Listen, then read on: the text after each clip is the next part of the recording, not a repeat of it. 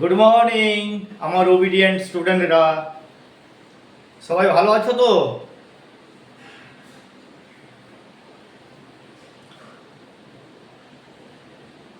আগের ক্লাসে বলেছিলাম আজকে নাউন সম্পর্কে আলোচনা করব। তোমরা রেডি তো? হ্যাঁ, ঠিক ঠিক।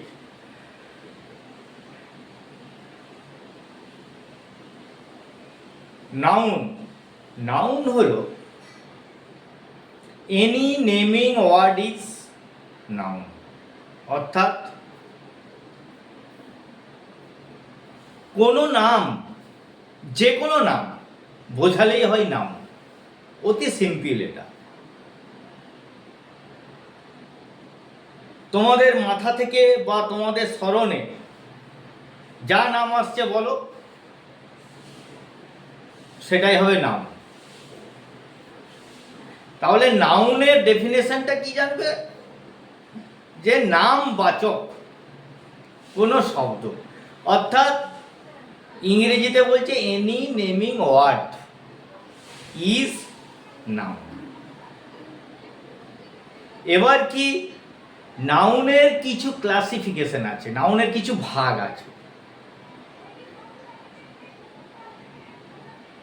তো এই নাউনের ভাগ হচ্ছে কত? 5 প্রকারের, 5 রকমের। সেটা কি কি?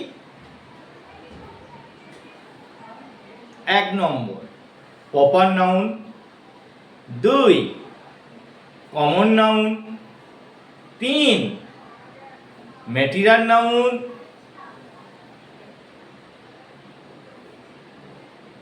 Collective noun, abstract noun. এবার প্রপার নাউন, প্রপার নাউন বলতে দেখো, দেখবে আমরা কথা প্রসঙ্গে বলি প্রপার, প্রপার জায়গাটা কোথায় বা প্রপার স্থানটা কোথায়, প্রপার ঘটনাটা বলো।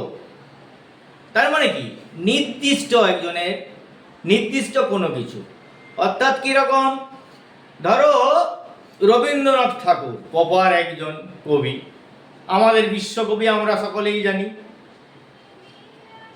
ঈশ্বরচন্দ্র বিদ্যাসাগর, স্বামী বিবেকানন্দ, হিমালয়া, সান, মুন, প্রপার নাউন। প্রপার নাউনের এক্সাম্পল হয়ে গেল। এবার কমন নাউন।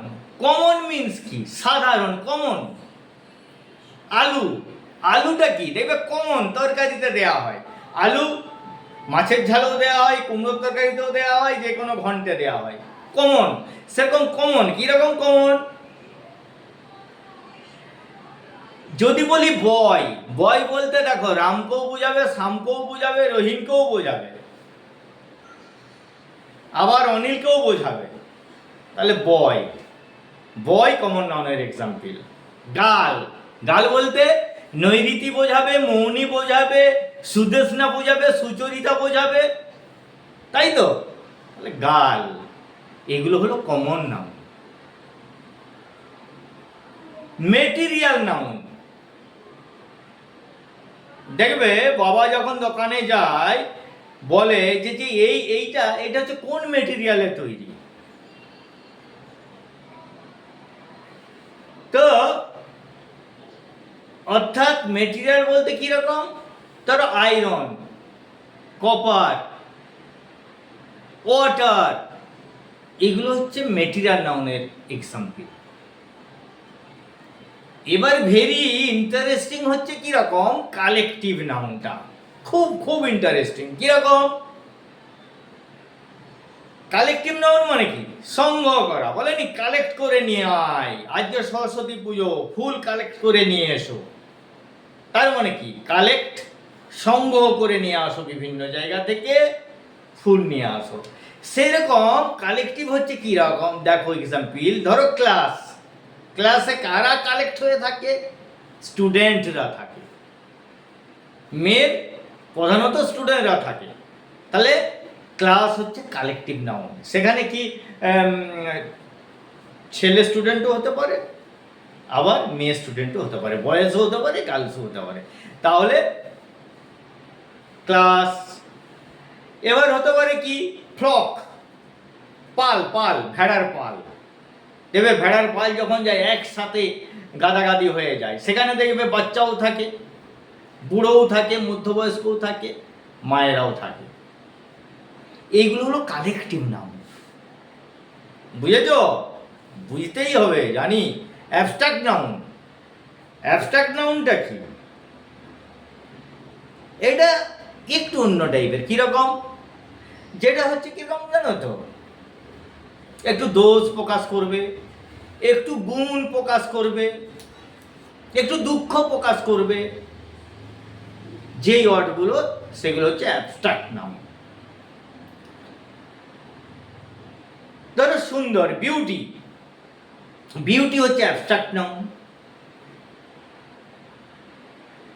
গুডনেস, গুডনেস হলো অ্যাবস্ট্রাক্ট নাউন। এভিল, এই সমস্ত ওয়ার্ড যে এগুলোই হলো অ্যাবস্ট্রাক্ট নাউন। তাহলে নাউনটা আজকে ক্লাসে বললাম, আবার আগামী দিনে দেখা হবে। ভালো করে পড়াশোনা করো। ওকে, থ্যাংক ইউ।